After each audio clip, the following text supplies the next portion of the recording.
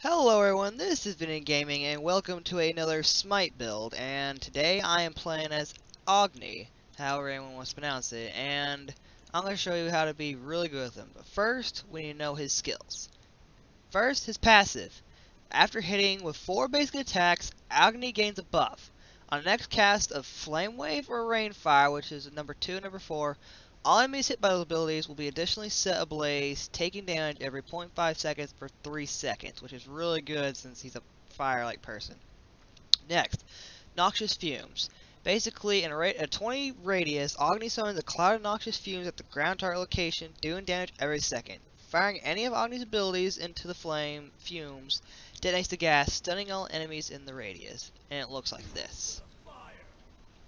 I'll ignite it in a second. Now, second ability. Flame Wave. Agni summons a wave of fire in front of him that scorches all enemies in its path. Ignites noxious fumes. So let's ignite that. Stuns, by the way, when you do this. Boom. Ignites it. Stuns everyone in that circle. Next, we have Path of Flames. Agni blazes a path forward in a quick dash, leaving flame trails behind him. Enemies passing through the flames catch damage, catch fire, and burn for every 0.5 seconds for 2 seconds, and also ignites noxious fumes. And also, Agni is immune to knockback while dashing. Basically, he can't go backwards. So this also ignites it, and it leaves a fire trail like this. And the final ability, which is the ultimate, or however you want to call it. Every 20-second, Agni gains a flaming halo, which is above Agni's head, halo, and basically that expands to summon a giant meteor as ground target location. He can summon one every 0.8 seconds, and it ignites noxious fumes as well.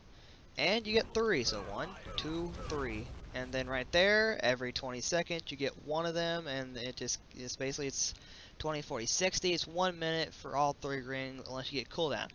Now that we got that, let's move on to the items. First item we want to get is the Soul Stone, because it basically links up with your passive, where you just have to hit people with this to do more damage, plus you do more damage afterwards anyways.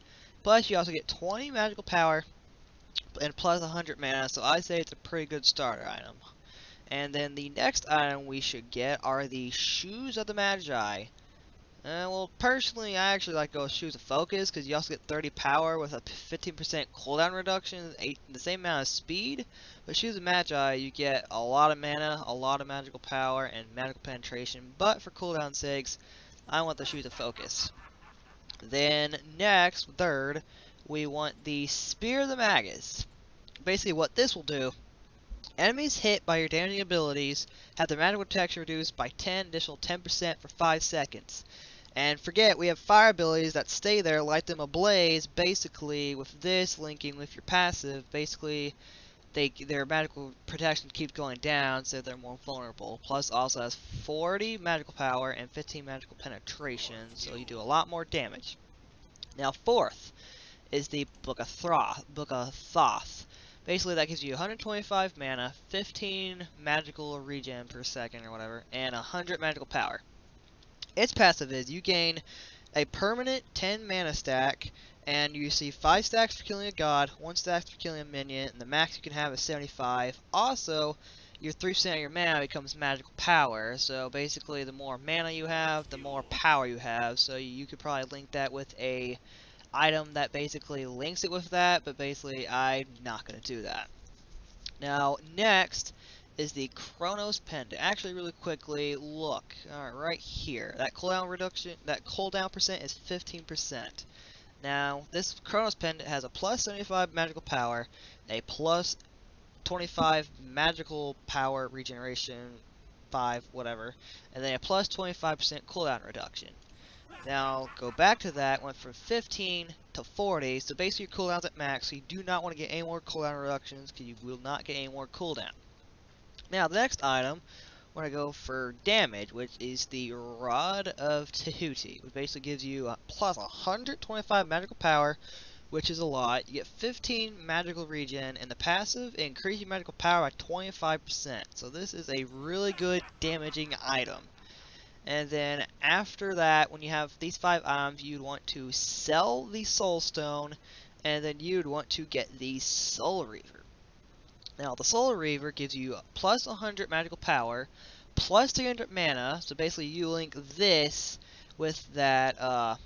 Well, which item was it? With this item right here, the Book of Thoth. You get more mana, more power. Basically, this gives you a lot more mana, so it increases your power. 100 plus 100, so you get more power. And then as the passive, when a god takes damage, they take 50% of their maximum health and additional damage. But if multiple gods are hit, only damages the one with more health. So yeah, and that's that good. Now we move on to the actives. Basically, with Agni, I like to go a personal damage buff, because you're not really, supporting your team. Well, not really that. And then for like every person, I always get greater sprint to get out of things easier. And then we move on to the consumables, which will go down here, which basically includes healing potion, mana potions, and wars. But for late game, I would go healing pods, and then I always keep a couple wards on me.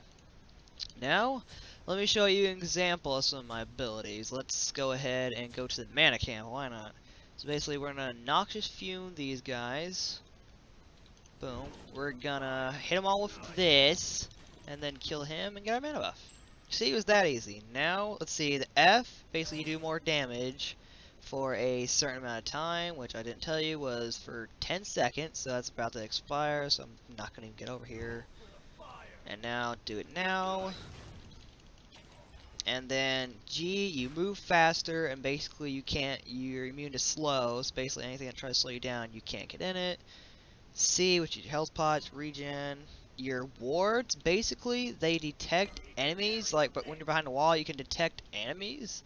And if you have a certain item, you can teleport to them, making them very useful to get back in combat. And that is it.